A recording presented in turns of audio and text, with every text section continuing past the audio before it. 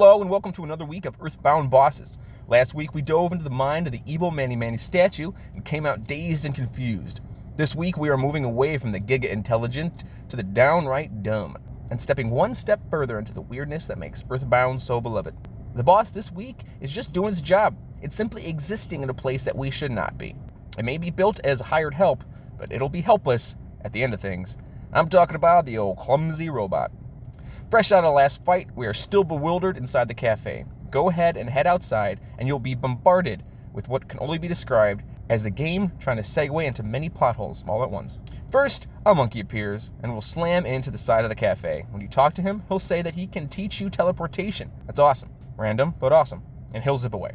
Then immediately, a finely dressed man in thick glasses will show up and say he's a member of your sister's delivery company, Escargo Express, but a subsidiary group, the Neglected Class. He is quite bad at his job and accidentally left a machine that creates trout-flavored yogurt in the desert. He then makes it quite clear that it's your job to retrieve your own item, and then he leaves. The third person to show up is a maid who works for Monotoli. She's been looking for a trout-flavored yogurt to serve to their new guests, like you do. And she wants you to find her when you find it. Then she takes off. At this point, we are very, very confused, but we know one thing. We need to head back to the desert and investigate. Either jump on a bus or hoof it. It really doesn't matter. Once you're all the way back to the general store, go ahead and save. Now we can start one of my least favorite parts of the game, but the more I play it through, the more I appreciate its randomness. Now I recently put a poll up on my channel of whether or not I should detail these monkey caves, which reminds me, keep an eye open, I might use future polls more often. But a good majority of you wanted me to go into detail on how to get through the monkey caves rather than skip them, so here goes. Before you start, you will need 3 very important things. First, sell any unnecessary items or use Escargo Express to remove anything you don't need. Second, on the subject of Escargo Express, make sure you have the pencil eraser in your inventory. You will need that. Third and final thing, you'll need to buy a picnic lunch and a skip sandwich at the general store before leaving. All good? All right, here we go. Talk to the monkey and head into the caves. You're going to need this map as a reference. I'm going to try my best to break the path down, but since we just go back and forth, there might be a bit of a scramble to make it coherent. Just some housekeeping rules before we do start. The opening choice is what we determine our paths. The picnic lunch path will be coded in blue, and the skip sandwich path will be coded in red. Now, if you get lost, just keep heading through the right door in each room until it brings you back to the first corridor, which will appear longer than the rest of them. And if you'd like the monkey to stop walking freely through the room and snap next to his door, simply leave the room and immediately come back, and he'll be stuck in place. Okay, that's pretty much all the housekeeping. Are we ready to dive in? Let's go. First, enter the skip sandwich side of the tunnel and grab the wet towel. Then head back to the main room, take the picnic lunch path, grab the pizza, continue to choice 2, use the wet towel on the right and the pizza on the left. Continue to the left to get the pizza, then turn back around before continuing. In that room, take the right door, which was the wet towel door, grab the hamburger and the ruler, and continue to the following room. Give the first monkey the hamburger, and retrieve your fire pendant, our first prize. Now this is the optional end to the blue path, believe it or not, we're there already. I'll come back to this path at the end for bonus goods, but if you don't want to get those extra bonus goods, disregard. Now travel back to the start. At the main path now, take the blue door, traveling through the portion you've already grabbed the wet towel from and into the next choice. Give the pizza to the left monkey and go through the door. There you'll find a protein drink. Grab it and backtrack to the previous choice room. Now give the protein drink to the right monkey, and that will take you to a corridor with a hamburger inside. Continue to the last room on this branch. Give the ruler to the left monkey, head into that tunnel, and get the king banana.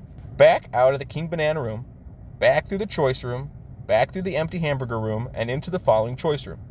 At this time, you are going to want to take the left side, travel through the protein drink room, and to your last new choice room. Give the king banana to the monkey on the right, and just go into the cave after. Grab the 2 presents, which are a hamburger and a picnic lunch. Now, hopefully I have not lost you at this point. Hopefully the map kind of coincided with what I was saying. If you'd like to continue through the end of the cave, please skip to this part of the video. If you'd like to gain a couple other useful items, which are the neutralizer, which cancel out shields and other attributes, or also either a bag of dragonite or a broken tube, which becomes an HP sucker, which is pretty useful, then keep watching. Back up 1 room so that you are in the room where the monkey is still asking for a hamburger in the left door. If you want to get the bag of dragonite, then give the monkey your hamburger.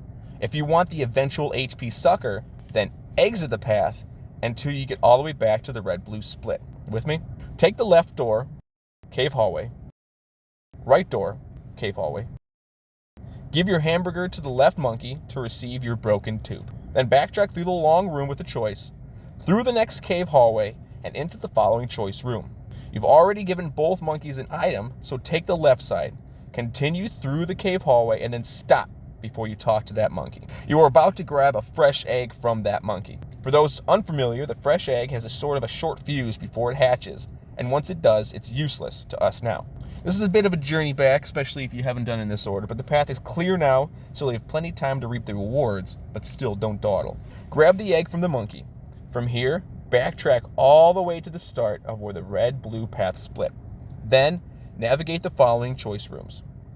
First right, which is a skip sandwich path, then right, and then you'll end up at the fresh monkey egg.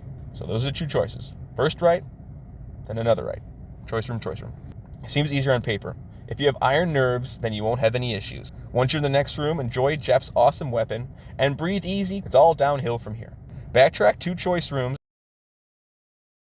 and then take the left side and then right side. Follow that path until the end of the line. Here you will finally use the pencil eraser, which will lead you into one of the best rooms in the game, the silent meditation room. Talk to the shaman, and when he's done, grab your presents and make your way back to the surface. Congrats, you've done the monkey cave, and I hope that I did it justice. I apologize if it was too confusing. Once you're through the caves, you're ready to learn teleportation, head to the road with monkey, learn it, and then teleport to Winners, grab Nest the T-Rex bat. You can also grab the Coin of Slumbers if you'd like, but I think I'll wait on those personally. Then teleport to Fourside so we can finally get to our boss. Make your way to the Monotoli building and department store intersections. There you'll find the maid that wants the trout-flavored yogurt. Once you talk to her, she'll snatch the yogurt and dash off inside. Follow her. Take the elevator all the way to the top of the tower, further past your last limited point. There you will find some beefed-up security. The span of hallways and rooms ahead of you are pretty out of the ordinary, at least for this business complex. The main hallway is a dark space that has a couple bathrooms that are inaccessible and 2 sets of doors. The rooms past those are classroom-style rooms. Not sure what's going on in those rooms. But what I do know is that each one is occupied by a killer death robot. The game calls them sentry robots, but it's all the same to me. While fighting the sentry robots, use PSI Rockin' if there are more than one. Otherwise, just use standard attacks. Keep your HP above 100 to stay as safe as you can. The odds of you avoiding the sentry robots is fairly low, so embrace the battles and strategize your healing. The best way through the classrooms is from the dark hallway, take the 3rd door, then head up to the top middle, then straight across, then into the right door, then the top door to get the trout yogurt before leaving that door and choosing the left door, which will bring you finally to our boss, the Clumsy robot. Unlike other robots that appear in Monotoli building, all of which appear to be built for combat, the Clumsy robot behaves less like a sentry and more like a malfunctioning janitor. Despite its erratic behavior and strange appearance, the Clumsy robot cannot be defeated by conventional means. During Ness and Jeff's battle, it attacks infrequently, spending most of its time turn wasting, doing things like cleaning the area, reeling, and wanting to go and get a battery. However, when it does attack, it launches a missile that deals approximately 300 points of damage. One of its attacks is eating a bologna sandwich, which claims to restore its HP, although it really does nothing. It may also stumble and fire a strange beam, which may cause solidification. Keep your HP above 120, and you should be okay. He starts with a PSI shield, so be sure to have Jeff use the neutralizer if you plan on using PSI Rockin'. Otherwise, just use your normal attacks. You can also use a rust promoter on him because he's a robot type. When the Clumsy robot is defeated, the Runaway 5 burst in and flip the off switch on the back of the robot, causing it to stop moving. A big requirement you must do before taking on the Clumsy robot is getting the Runaway 5 out of debt from the top of the theater. However, if you were to find a way out of the requirement, with Paula still in the party, fight and defeat it. Instead of the event where Lucky flips the off switch, black smokes envelops the room, somehow escorting you out of the Monotoli building. This could also mean things were very different during development. I thought it was kind of cool. And there you have it, down with the Clumsy robot. What do you think is the hardest part of the segment? The trip leading up to the boss or the boss itself? Personally, having to read through the countdown from 10 each time the sentry robot starts a fight, that's my choice.